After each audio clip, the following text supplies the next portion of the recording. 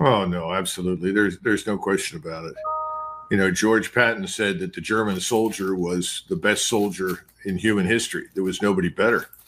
I think he was probably right. The German military in the Second World War, certainly at the outset, and I mean, in Western Europe, was unmatched. But he sent the German military into an operation in Russia for which it was completely unprepared. It was too small, it was overstretched, inadequately modernized. What are we doing? We apparently we're planning to go into Venezuela with a lot of firepower and then 10,000 U.S. troops, presumably Army, augmented by 2,500 Marines, I guess. Is that really the right device for a nation that is 30 million, the size of England, France, Switzerland, and most of Austria combined? I'm not sure it is.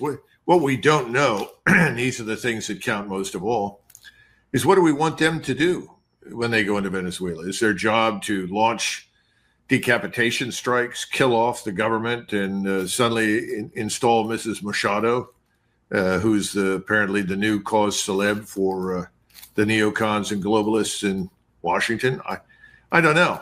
The other thing is, what is your plan for the Venezuelan army? Now, I'm not here to suggest that the Venezuelan army is battle hardened, tough, and ready to fight to the bitter end.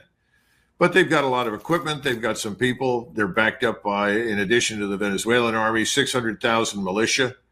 Will all of this make any difference? I think it'll probably have some effect. Can you kill most of them? I suppose if we bomb enough people, we will. But how many civilians are we likely to destroy? How much infrastructure will be destroyed? And then do we make ourselves responsible for Venezuela? Make the whole place dependent upon us? How many refugees do we create that'll demand entrance to the United States, which we need not at all? We still have a problem here with almost 50 million people that weren't born in the United States, most of whom are illegal. What are we doing about that? And then, of course, you have the drug issue. We keep talking about this as though this is an operation exclusively focused on drugs, but there's not enough coming out of Venezuela to justify this massive military operation. Right. Colombia is a much larger drug hub, but do you really want to go into Colombia? Do you want to deal with these endless mountains and jungles? I mean, all these questions have to be answered. We don't know what the underlying assumptions are. But when you've got a lot of people around you who are, frankly speaking, very sycophantic, they are predisposed to say, yes, sir, we can do it. Yes, sir, that's a great idea. Yes, sir. And of course, we've been down this road before. We went down it in Vietnam. And that's why in the article I pointed out that you've got examples of people that were not entirely incredible, but they were people that got it wrong. And, you know, the commander of the 24th Infantry Division said he was convinced that regardless of the state of training of his division, that when the North Koreans saw his units in Korea land and advance on the DMZ, they'd probably all give up and run away. Well, what ensued as a result of our intervention in Korea initially was a mass rout and destruction of the 24th Infantry Division. We reconstituted it, but it was beaten to a pulp and ended up down in the very toe of South Korea. Then you have the former commander of Military Assistance Command Vietnam, the first one. He had been Patton's G3, I guess, during the Second World War. And he said that the war would probably end by January of 1963 because the South Vietnamese military was so good. None of that turned out to be true. It all failed miserably. So we've been victims of this kind of thing in the past. And then, of course, this drug business is reminiscent of General Powell's assertion that that we had weapons of mass destruction under development in Iraq, and that turned out to be a lie. So what is this really all about? And I guess to a large extent, it's about oil and gas, which is plentiful. It's the largest reserves in the world, supposedly. And I guess you could probably get, for the cost of extraction, 2 barrels of oil from Venezuela that you would get in the United States, only 1 barrel. So in other words, it's cheaper and easier to extract oil down in Venezuela than it is in West Texas. Now, I don't know what that means for the oil business in West Texas. It's even cheaper, faster, better coming out of Iran, where you could probably get more than 3 barrels of oil for every one that you extract in the United States. That means you extract it and then you have to refine it. By the time you're through with that, the costs in the United States are quite high, much higher than they would be in Venezuela and much higher than they are in Iran. So I guess that's part of it. Do they have some rare earths? I'm told they have some lithium. And of course, they have lots of gold. They have gold mines that are operational. And they have emeralds. And emeralds are extraordinarily valuable. I guess they also have some diamonds, but the emeralds are tougher to get and rare. You put all that together, and I suppose that's the real incentive. Now, somebody told me recently while I was in Washington, D.C., no, Doug, you don't understand. This is strategic genius. I said, really? What is it? He said, oh, we're flipping the chessboard, the strategic chessboard on China and Russia. We're driving them out of the Western Hemisphere. They're losing, and this is a very important signal to send. I said, oh, okay.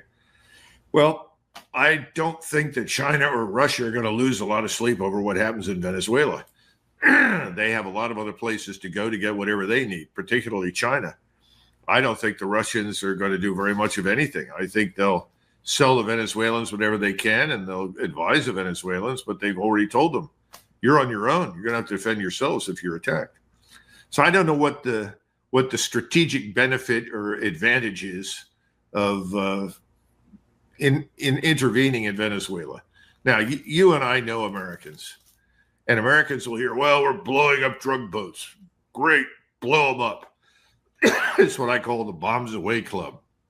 We're bombing somewhere. Well, that's good. Bomb those bastards. What are we bombing for? Who are we killing? How does this help us? We all want to stop drugs from entering the United States, but that's why we have borders and coastal waters. We have the U.S. Coast Guard. We've got the United States Army. Between those two, we ought to be able to keep most of it out. If we're going to deal with aircraft, we've got tremendous early warning systems for people that penetrate our airspace. So I think we can do a very good job, a better job than we have done in the past.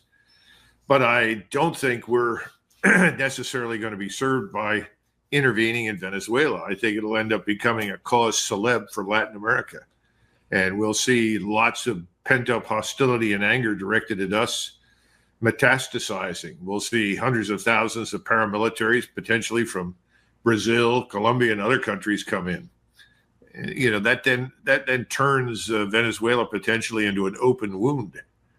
So well, and it looks like that we're going to find that out. You mentioned about some of the advisors and wonder what their motivations are underneath. Well, one of whom we know, because he's very boisterous, loves to go on television, Lindsey Graham, talking about how Trump has promised him that when he comes back from this Asia trip, that the Venezuela and Colombia are high on his list.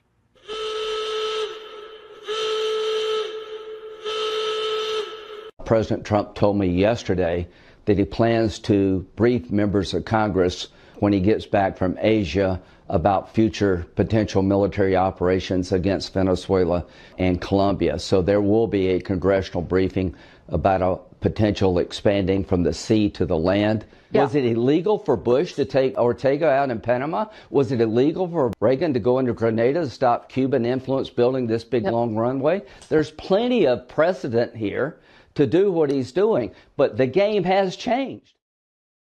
So you see, Graham is not worried about legality because on the one hand, elsewhere in some of these other comments, he mentioned, I know the Constitution says only the Congress can actually authorize military power. But hey, 130 times we've been done it since the 1973 War Powers Act went into effect. No one cares. So basically, there is no law and you can do whatever you want. What do you say to that? Well, I think he's right in the sense that we've never paid much more than lip service to the so-called rules-based international order. That's a joke. We decided to go in and do things, and they weren't necessarily legal in the eyes of the world, and we have never cared. Well, we don't have to care. There's an old saying, small states do what they must, large states do what they can. We can go, so we're going to go. We have the capability, we're going to use it. Now, do we need to? That's the question. And he's obviously 100% behind any suggestion of use of military power whenever it comes up. He was absolutely, buoyant. He's extraordinarily happy with the prospect of now turning attention to Venezuela. Okay, we can set aside any discussions of international law since we don't particularly pay much attention to it anyhow. Does this make sense for us? How do we benefit strategically? That's the real question.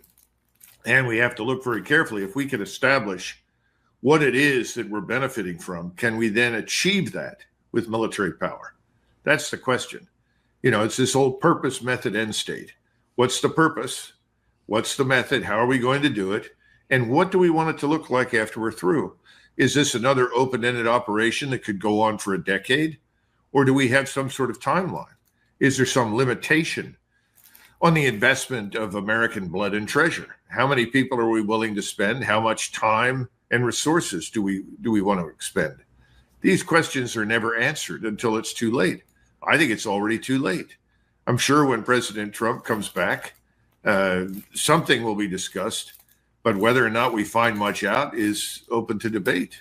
Well, so I want to go down, at least for the moment, on this narrow line here with Venezuela. You've seen the armada that's assembled out there. I think it's like 14% of the U.S. Navy fleet is there, and a bunch of other stuff. But it's not. It may sound like a high percentage of the fleet, but overall combat power. What can you actually get done with that relatively limited number of troops, especially with the Marines? Well, obviously, we have enough firepower to level Caracas and probably most of the coastal towns and cities. There's no question about that. I assume that we want to seize control of something. Are we seizing control of Caracas? Well, that's not a minor challenge. That's a big city. Can we do that? I don't know if 10,000 troops would be enough for that. Are we seizing the oil fields?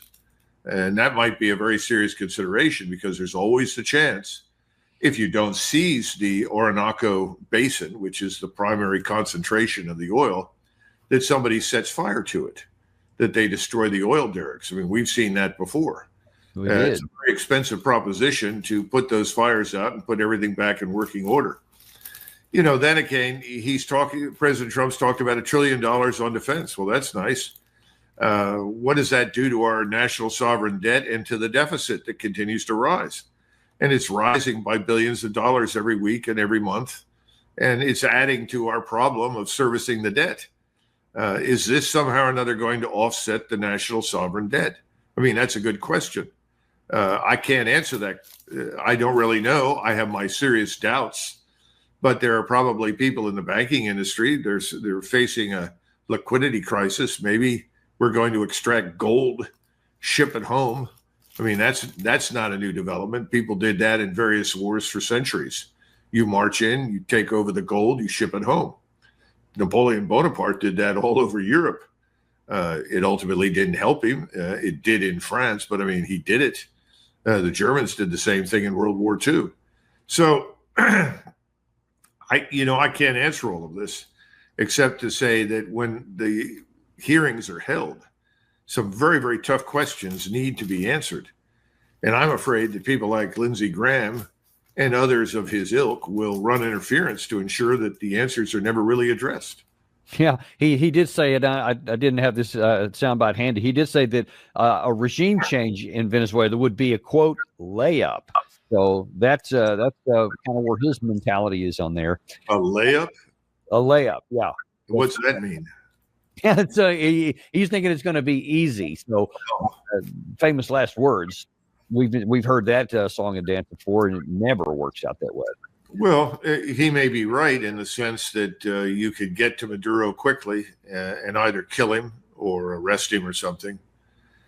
I don't know. I mean, I just don't know. And then presumably install Mrs. Machado. That could provoke a civil war inside. Right. Yeah, that's what I'm saying. It's easy. It may be easy to drop some bombs, but the mess, it almost always causes it's worse than what we ever had the original problem. We'll see how that works out. Listen, I want to expand the scope here a little bit, looking at mainly at American national security in light of these individual things that are going on here, because I fear that there is too much concern at the top level, matching what you wrote about, that too many people are telling President Trump that he can do certain things, or that certain things are possible, because that's what he wants to hear, as opposed to what is real. And I want to take a look. First of all, this is, I just showed you President Trump himself from Asia. Well, earlier, Secretary of Defense, or Secretary of War, now Pete Hegseth, was talking, and he's going to give some examples here about how tough and strong we are. I'm not sure these are the examples you want to cite. On that banner, peace through strength. It means reestablishing deterrence. When you've lost it, it's important to reestablish it. And President Trump has done that, from the Houthis and opening up our shipping lanes. I mean, when you just give away shipping lanes to pirates, that creates problems. He showed up and said no more. Or Iran's pursuit of a nuclear bomb, and he said, how about we send B-2s, 37 hours, over to take care of that, to ensure that they don't have a nuclear bomb. Or how about defending our own shores? 0 people crossing our border right now, because for too long we had an invasion of folks, and we don't know who they are, where they're coming from, crossing our borders, poisoning our communities with drugs. I would not want to be in a drug boat in the Caribbean right now. Okay, good that we're getting a handle on the border. I've always been a big supporter of that. It's not zero, but it's a whole lot better than it was. Great on that one thing there. But when you're talking about your strength, and you're talking about the Houthis, which, by the way, after a month, we just quit and we never shut that deal down, or that we dropped some bombs on Iran in a day, and somehow that's supposed to be a message to Russia and China and others to reestablish deterrence. What do you make of that mentality? Well, I think it's ludicrous nonsense. I don't think we've established deterrence. What we've done, I think, is convince most people in the world that they need to invest very heavily in their own military capacity to deny us access. I think things in the future will be tougher and worse for us than they are right now. Look, you're right. I'm 100% behind any effort at all to secure the borders. I think it's hugely improved over what it was. Is it perfect? No. Do we have 100% control? No. I would rather focus on our borders and our coastal waters than invading another country with the goal of somehow or another destroying what we say is the drug trade down there. Let's kill it here at home. Why don't we enforce federal law here at home? I happen to agree with what President Trump has been trying to do in that connection. I don't think it's been well done. I've never heard a strategic perspective on how to do it, where to do it, when to do it, and what we are going to use to achieve our aims. I think all of that needs to be done. In other words, I'd much rather fight the war against drugs inside the United States and along our borders and in our coastal waters than down in Venezuela. And the second thing is that if you're as concerned as these people seem to be about the real killers that are out there, not that there are not some drugs coming out of Venezuela. I'm sure there are. Colombia is far worse. I wouldn't want to traipse through Colombia, through the back country, up and down those mountains, trying to find drug factories and drug laboratories. And I certainly would not want to march into Mexico. That place would come apart very, very quickly. It's an organized crime state, but most of the fentanyl comes into the United States up through Mexico. And the Mexican government is almost irrelevant. The president of Mexico does whatever the cartels tell her to do. If you go in there, you destabilize it, you're going to make it much worse. I don't know who's telling him what, but I do get the impression that if you tell President Trump something he doesn't want to hear, he fires you and moves on to someone else who will tell him what he wants to hear.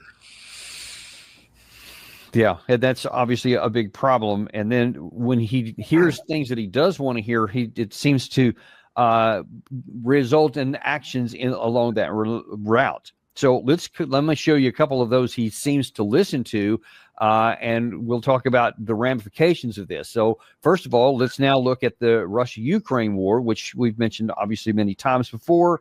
But now Trump is being told by Jack Keane that we need to double down and take the gloves off.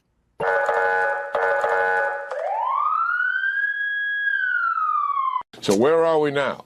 President's taken the gloves off. He said, I've had enough of this extended diplomacy. I've run out of patience with Putin. I've given him as much rope as possible. I think this is the beginning. And yes, these are real sanctions. Everyone who's looked at it knows that they are. They have to be enforced. It takes enormous vigilance on the part of the Treasury and the State Department to make sure it's working. And he's got a bunch of other sanctions in the quiver, not the least of which is sending Lindsey Graham and Senator Blumenthal's proposed legislation, which would slap 500% tariffs on anybody purchasing Russian oil. And the president has, that whole ghost fleet out there of tankers. The president can go after that. So he's got more to do on the sanction area. So all you got to do is just more sanctions, and then you go after all of the fleets that Russia uses to move its oil around, and that somehow that's going to bring Russia to its knees. When all of the 19 rounds of sanctions have completely failed in that regard, what do you make of that? It's another Einsteinian moment, What's the definition of insanity? Doing the same thing over and over and over again, expecting a different outcome. That's essentially what General Keane is advocating. And this time we're going to get it right. This time we've got just the right sanctions. In fact, I think the opposite is the case. Everything I see says that these will have almost no effect whatsoever. And what we've done is we've driven a lot of people away from us. Now, you mentioned earlier something about Japan. The president was in Japan, and he's now touting the new deals that he's got with Japan. The Japanese are going to invest money to build things here. Well, they've been doing that for several decades. There's no reason why they shouldn't continue. It's been very profitable for them. Just look at the Japanese automobile industry. There's no question about that. But what else is he doing? Well, he seems to think that now Japan is in his camp. So he's reduced tariffs on everything coming out of Japan and into the United States by 15%. But in reality, the Japanese are doing what? They're buying oil and gas from Russia. They're not going to stop. They're going to continue to buy it in great volume because it makes sense for them to do so. They're also preparing to sit down and finally sign a peace treaty between Japan and Russia because they know that's going to open up even more opportunities to cooperate with Russia, particularly in the Arctic, in Manchuria, in Siberia. And those are areas of enormous importance to the Japanese. They've always wanted to get at the mineral deposits that are there and the other natural resources. In the meantime, what did the Japanese do? Well, the Japanese prime minister essentially told President Trump he's wonderful. They love him. They're going to sign on to nominate him for the Nobel Peace Prize. And they gave him a beautiful set of brand new golf clubs, potentially the most expensive golf clubs in history. And President Trump thinks he's won a great deal and won a great battle, and Japan is in the camp. Does that sound reasonable? Does it make sense? I don't think so. But President Trump is into optics, theater. He likes to say, I cut this deal. I got the better of everybody. Now they're doing what I want them to do. But are they? I don't think any of the states that he's dealing with right now are going to do anything that is not already in their interest to do so. And that's the bottom line. So I don't see anything productive coming out of this trip, except that the Japanese are certainly going to benefit from their trade with Russia. They're going to do business with us, and they're going to do business with anybody else they want to. Their biggest market right now for Japan is China. Yeah, that's and like you say, they're going to continue to go down their path of their national interest, which most countries do. But there's also other countries that have national interest, and that is, despite what Jack Keane wants, is the Russians. And they are also moving, not just in the economic and the petroleum markets, which they continue to do, but also because of what they perceive as being the threat environment requires them to do things in the security environment. And you may have seen, or not you may have seen, I know you've seen the issue that Russia now has unveiled a new class of nuclear missile, the Burevestnik, and that has some additional capabilities. Obviously, there was a lot of capabilities already, but Russia, with Dmitry Peskov, explained the reason why they developed it in the first place. Россия последовательно занимается обеспечением собственной безопасности. Именно в русле этой задачи и происходит разработка новых систем вооружений, к коим относятся озвученные системы. Обеспечение безопасности для России является вопросом жизненно важным, особенно на фоне того милитаристского настроя, который мы сейчас слышим от европейцев в первую очередь. Европейцы действительно находятся в состоянии такой внутренней истерики, русофобской, агрессивной и воинственной. So one of the big problems I've had with a lot of this stuff, whether it's Jack Keane or Lindsey Graham or so many of these other people that are talking about all this stuff we should do to Russia, they always think that there's no consequence, that the only thing Russia is going to do is just shrug their shoulders and cow down or whatever. And Russia never does that. They always do the opposite. They usually bow up even more. And now we have this situation here where the threat environment gets worse. What do you make of that, or how do you view rather the dynamic to where we think that our actions never have counteractions and that we never worry about consequences for what we do? And how does that work out for you? Well, let's look at it from the standpoint of Moscow strategically right now. What is the situation? They are going to sign a peace treaty with Japan, and that's very important because it should have been concluded a long time ago. And that peace treaty is going to open up new avenues for both Japan and Russia. It's going to continue to sell its oil and gas to Japan and other things. At the same time, you have a whole set of agreements between Russia and China that are working beneficially for both parties. That is going to expand. It's not going to contract, because for some time now, President Putin has concluded, as most of his countrymen, there's no future with the West. And so they have to build a different future in Asia. And at the same time, Russia has very good relations with Southwest Asia and the principal states of Central Asia, which are very important to them. So he's really looking right now at one dangerous front, and that's the front that faces Europe. But he also knows that if he's patient, he exercises some constraint, or I guess I should say restraint, that the governments that are plaguing him in the West are probably going to fall apart. That's certainly true in London, Paris, and Berlin. There's growing discontent. So there is on the one hand a recognition that these European governments at the moment seem to be incurably anti-Russian, but there's also a recognition that they are on very fragile ground given the states of their economies and the financial system. So that leaves the United States. Well, what is the United States actually doing? Is the United States egging its European allies on into war with Russia? I don't think so. I think President Trump pulled back on the Tomahawks when it was made clear to him what the true state of our military readiness is. And I think he recognizes we're in no state to take on Russia in a war. Secondly, I think he also concluded there's nothing for him to win. He's not going to get a Nobel Peace Prize for anything that happens in Ukraine, because to do that, President Putin would have to surrender Russia's interests to us, and that's not going to happen. President Putin is going to end this war on terms that suit Russia. I think President Trump knows that. There's nothing he can do about it. And so he's effectively let the pot boil on the stove. Oh, yeah, we'll send more things down the line if the Europeans pay us. And maybe that'll help. I don't think so, is what he said, but maybe anything's possible. Does that sound like someone who wants to take a road of direct confrontation? I don't think so. Then in the Middle East, I think he is prematurely declaring peace.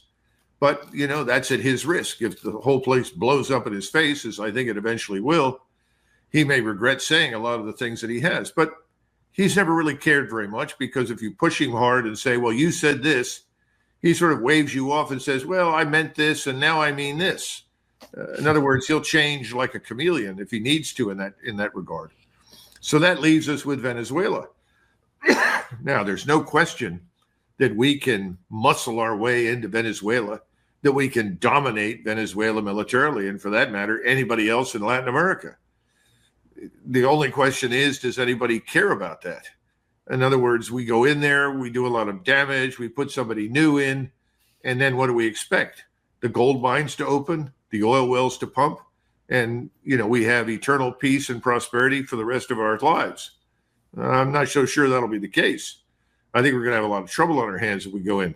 But in the meantime, just the sight of U.S. military power dominating a weak country in the Caribbean basin, well, that's great.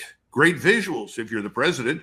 These are my men. They're doing great jobs. They're the best. Nobody can stand against them.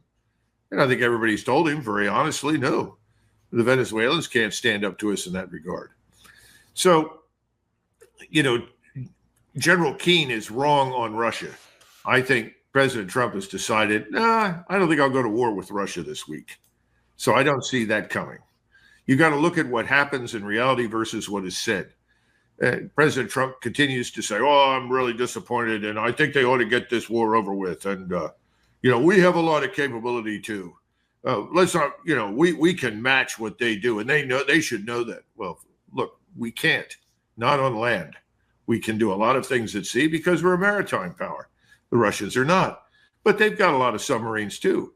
And those submarines cruise up and down the Atlantic coast. They cruise up and down the Pacific coast. They may not be that obvious, but they're out there. They too can launch missiles. So telling everybody, well, we have submarines that can hit Russia with nuclear missiles is a dumb thing to say. We're very vulnerable to that ourselves. We don't have any integrated air defenses. We can't shoot down an ICBM right now. Now we're talking about an ICBM with 8,000-mile range. It's hypersonic, but then again, all ICBMs are already hypersonic. That's why we can't shoot them down.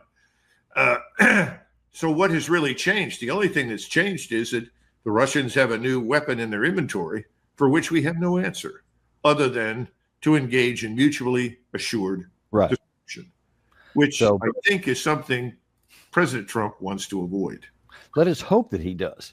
I want to shift gears here and one more zoom out, because I think that the bigger issue that at least I'm concerned about is not whether Secretary of War talks about how we can beat the Houthis or, some other two-bit military players, but what would happen if we had to actually fight a peer or near peer? That's the absolute sine qua non of the measure of whether you have a great military power. If you can keep your country safe against somebody who has capacity, which is what you mentioned a second ago. And that is why your article got my attention here, because you're talking about some things that really matter here.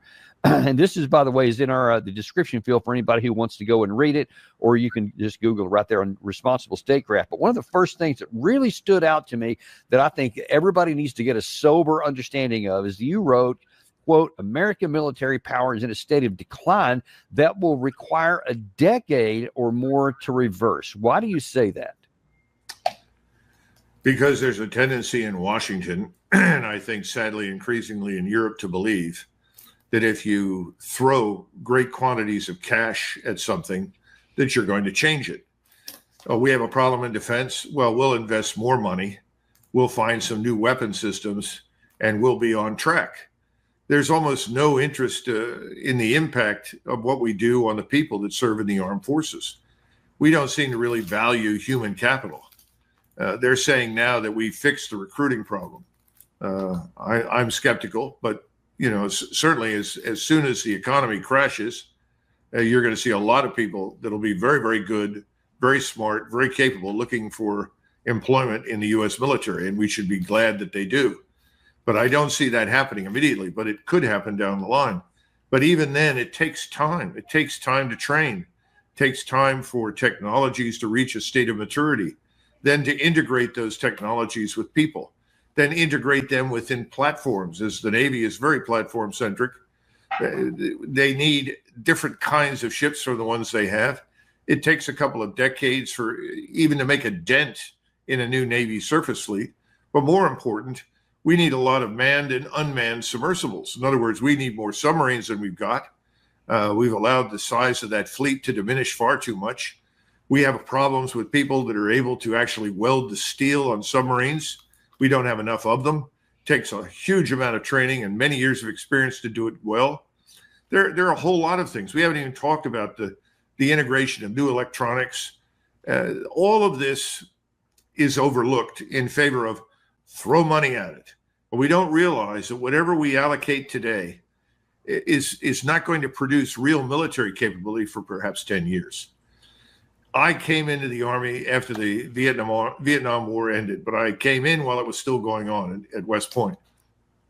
The Army I entered in the 1970s was a mess, and everybody who was in it knew it was a mess. And we were all playing catch up, trying to recover from the squandering of resources and people in the previous 10 years in Vietnam. That took time. We recovered by the time you showed up in the late 1980s. Yep. We were actually getting pretty good. I'm not going to sit here and blow smoke and say we were brilliant and the best there ever was and all this. That's a lot of nonsense.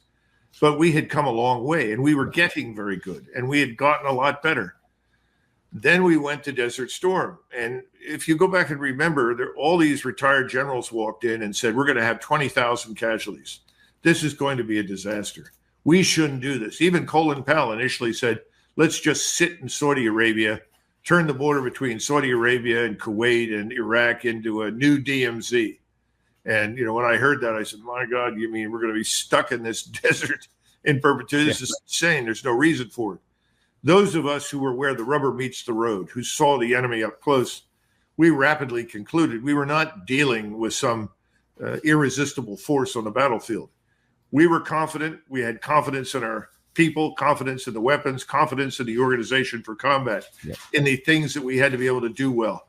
We went into that in a high state of readiness. We crushed the enemy in front of us. At the time, I thought we ended it too soon. That's another discussion for the future. But the point was, we were introduced into this at exactly the right time and the right place against an enemy who was completely unprepared to deal with us. We haven't seen that since, in the sense that what we did initially was almost incidental to what happened subsequently. Getting into Iraq was very, very easy. It goes back to the old statement, how long is it going to take us to get the 101st into Vietnam? And the 4-star, Lemnitzer, said to McNamara, I don't know, not long. He said, the real question, Mr. McNamara, is how long is it going to take us to get it out? And that's the question that needs to be answered right now in Venezuela. If President Trump is smart, being the brilliant marketeer he is, whatever happens, he should declare victory pretty quickly and get out. Because the longer he stays, the worse it'll get. For all the reasons with which we are familiar. For the reasons we learned in Vietnam, the reasons we learned in Africa and Asia. Now, somebody's going to stand up and say, well, what about just cause? Remember that? This was going into Panama. And all of my classmates that were involved in that when we were majors or captains, they all said, we renamed it just because everybody concluded when they went in there that to get rid of Noriega, they didn't need to do all the things they did. They did more damage than was necessary, killed more Panamanian troops than was necessary. But fortunately for us, Panama was very small, very manageable. Venezuela is not. And those kinds of mistakes could have profound consequences for us. But I'm afraid there's probably no one in the vicinity of President Trump who's saying that. I hope I'm wrong. But we have too many people in senior levels that have learned over many decades, as you know, Dan, if you want to get ahead, there are magic words. They're called yes, sir. You don't bring up problems. You don't do that sort of thing. You point to it and say, sir, we can do it. It can be done. And then you go in there no matter what happens, and you work real hard to make it work. And we know what that means. It doesn't work. Yeah. And that's one of the apparently the reasons why we have the current chairman of the Joint Chiefs of Staff, General Kane, because Trump bragged that he was the guy that could get it done when everybody else said that it couldn't get done. I don't know what he's like now. I don't know what he's been telling him. I have literally no idea. He could be doing great work for all I know, but I know that that's something. In fairness to General Kane, he was in an environment in the Middle East where he advocated the increase in the intensity of bombing and airstrikes. And that did have an effect. There's no question about it. Did we permanently defeat ISIS? I don't think so. Half of ISIS now seems to be an instrument of the CIA and the Mossad in Syria. Whatever. But the point is, in fairness to him, he was willing to step up the intensity. President Trump obviously liked that, thought that was very warlike. Trump's always enamored of these Hollywood stereotypes of Patton and elsewhere. That he's looking for somebody, hey, this guy wants to fight. That's good. That sounds great, but if you go back through history, most of your best commanders frequently come back and say, no, I don't think we should do that. There's a better way. And they treated use of military power as a last resort, but they made damn sure when they did use it, that it made sense. Well, and that's what I want to go down the path in next. And this is something I thought was really useful from your article here, because you said something a second ago I think is really worthy of expounding upon. You said that when you came in the 70s, we had the mess that we had from the Vietnam disaster, et cetera. And then by the time that I showed up in the late 1980s, right before Desert Storm, we were in about as good a shape as we could be right there. So we had more than a decade of time to build up and recover so that when we needed it at that time, it was a solid force. We could have gone up against the USSR, which was still in effect at that time. And I think we'd have done quite ably, I believe. But here's the question now, where we have been, and let's just say the last 2 decades, if we were to fight an unexpected war against a peer or near peer, whether that's China, North Korea maybe, or certainly to Russia, are we ready today to fight? And if we're not, what do we got to do to get there? How much time? And one of the things you wrote in that article, Gary, if you can put that one back up there, is you say that the key strategic challenges for Trump is not to meddle in Ukraine, the Middle East, or Latin America. And you said that his top priority should be to restore American economic productivity and prosperity, because that's the foundation that's going to set the stage for the military. So if President Trump thinks that there's a chance that we could fight against a peer near peer, seems to me you'd want to shed all of those things right now and focus on the things that you talk about, that 10-year period. What does that look like? The lesson from the experience in Vietnam and the post-Vietnam restoration of the U.S. Armed Forces is that restraint now can create capability later. And that's really the argument. If we're willing to exercise some restraint right now, go back, re-examine what we're doing, re-examine what we've got for forces, then there's a good chance that over the next 10 years, we can be back in the position we were in 1989, 90, and 91. But nobody wants to exercise any restraint. Now, what does restraint mean? Restraint means a sobering self-assessment. Where do we stand? What do we need and what do we not need? No one in Washington wants to stop producing anything until you can find a substitute for it, because it means money. Money to them, money to industry, money to their constituents, and most important, to their big donors. The challenge in Washington is always the same. Keep the money flowing. Keep it flowing. Don't let it stop. Somebody like me who walks in and says, well, the first thing we need to do is we need to stand down X number of carrier battle groups. We need to bring the remainder up to full strength. Then we need to completely re-examine the shipbuilding program from top to bottom. We have to figure out what it is that we really need, not today, but in 10 years. How are we going to get there? Where do we extract the savings to get there? You have to have a new concept for what you're trying to do strategically. And then that filters down to the lowest level. This has been done before. The British went through this before World War I with their Navy. And you had some very smart people that made profound changes in the Navy. And the result was that the British Navy, the Royal Navy in World War I, was really too strong for the Germans or anybody else for that matter on the planet to overcome. And that's really what they wanted. That helped them to eventually win. Of course, they won because we introduced a couple of million soldiers into the mix and we started producing everything for them. But at least at sea, they could not be challenged. So what are we going to do to get there from here? And at the same time, when you begin shedding these things you don't need and redesigning what you think you're going to need for the future, you need to invest very heavily in this thing called the private sector and prosperity. But you need a strategy. You need a strategy for high technology. You need a strategy for industry. You need a strategy for agriculture. All of this combined, along with a new national military strategy, is what you call grand strategy, which we've never really had. We've never really had it because we sat over on North America, the big island between the Atlantic and the Pacific, and we really haven't needed it.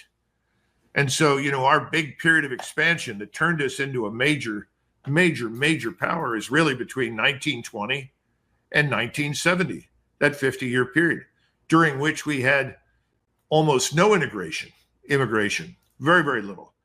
But what we did do is take all the various inventions and innovations that had built up over many years.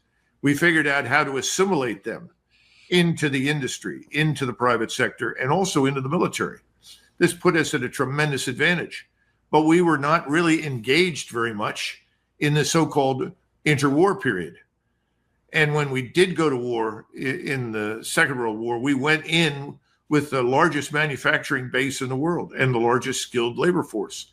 We came out, and in what is nothing less than a miracle, we turned it all into commercial production.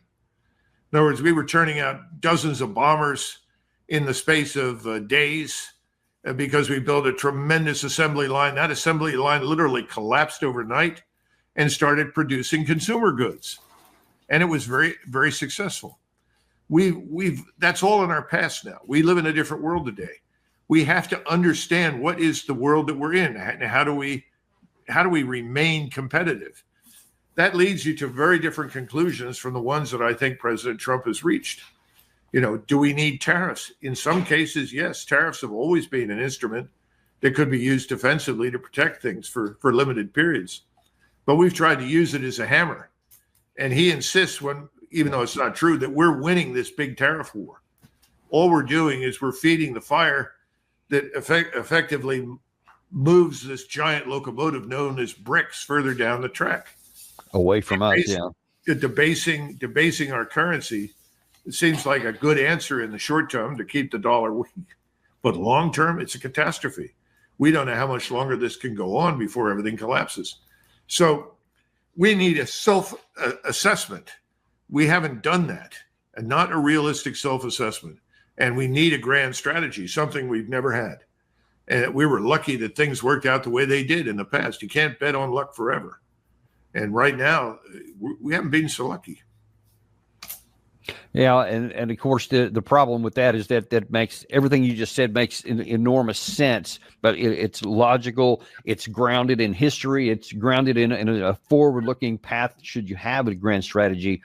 But I think the fatal flaw in that is going to be nobody is going to bring that to President Trump because it doesn't have an immediate payoff right now. And what you're talking about is something you have to invest, something that's even beyond his term in office. And I don't see a whole lot of prospect that he's going to go down that path. But Dan, let's be frank. You can't blame this entirely on President Trump. President Trump is very much a creature of the United States. I like to think of President Trump as in many ways the archetypal American. He has fully embraced the microwave technology as a way to do business. In other words, I'm coming up with this. The idea is in 6 months, we get this. In 12 months, we get this. The next quarter will produce this. Everybody on the Hill is very similar. That's why I said, if you go up there and say, well, we got to stop building M1 tanks.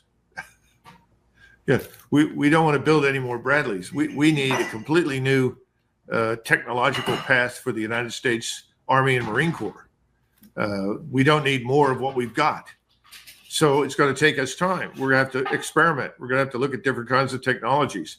Well, the congressman says, well, then what do I get for my constituents and my donors?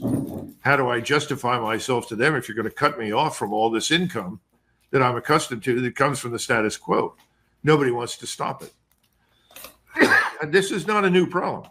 This is something for your viewers. They'll get a charge out of this. When World War II finally fell upon us like a ton of bricks, and we were fighting for our lives in the Philippines, where we lost the battle and 12,000 good men rotted in prison camps for the next several years as a result, we still had 14 regiments of horse cavalry. Now, this is long after the Germans had overrun Poland, overrun France, overrun Norway, Sweden or Denmark, and the Netherlands. They had driven the British 8th Army in North Africa hundreds of miles back on Cairo practically. So why were we still maintaining all these horse cavalry units? And I asked, well, why did we maintain them in the 20s? Why were we maintaining them in the 30s? I mean, surely mechanization was the path forward. Everybody figured that out. What's wrong with us? Why didn't we come up with blitzkrieg? Why were the Germans the ones that developed this tactic? Why were we so far behind the Soviets? Because they had produced thousands of tanks and they were experimenting. Well, there's a reason for it. It's called horse manure, because tens of thousands of horses all over the West produced vast quantities of manure. The manure was scarfed up, packaged, and sold to farmers all over the Midwest and the South. The horse manure business took precedence over the United States Army and its needs for modernization. So when you ask the question, well, surely when Douglas MacArthur was chief in 1929, or Mahlon Craig was chief